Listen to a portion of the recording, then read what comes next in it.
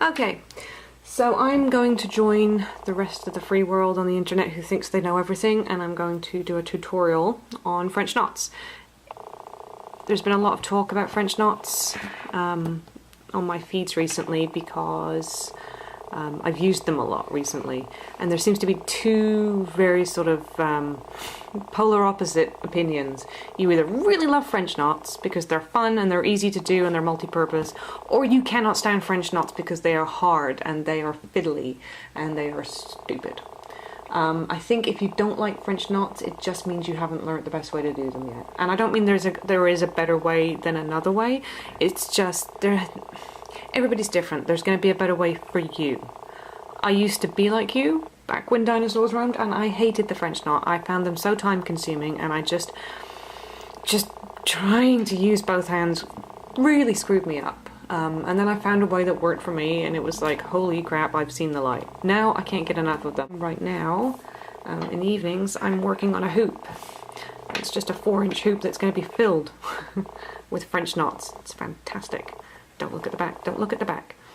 And it's just something I can do while I'm watching TV because I don't have to pay any attention to it. I'm literally just blindly, the only attention I'm paying is during the color changes. Which might explain why my back is so messy. Anyway, it's just a stitch I can do and relax with. So, hopefully, with this piece of plastic canvas, 6 strands of red floss, and a giant crooked needle, I'm going to be able to illustrate what I'm doing when I do a French knot and how it works for me that might, it might not, that might work for you.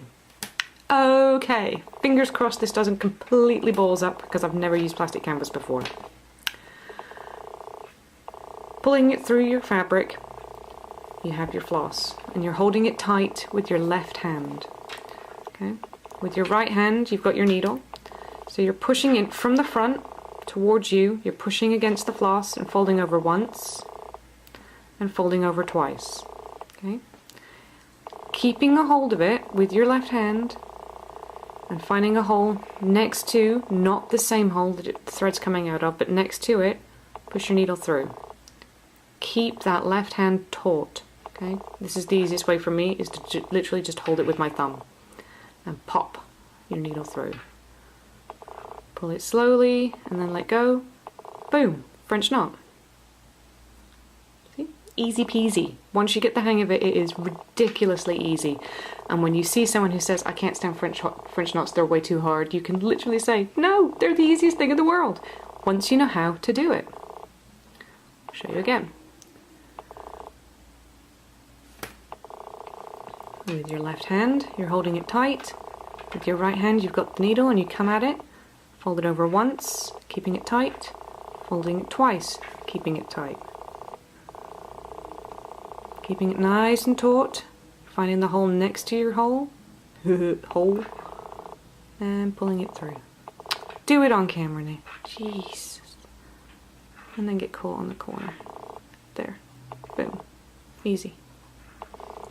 One more time. Find our floss. Holding with our left, pushing with our right. 1, 2. Keeping it tight, finding the hole, pushing it through. Getting it stuck. French knot. One more time.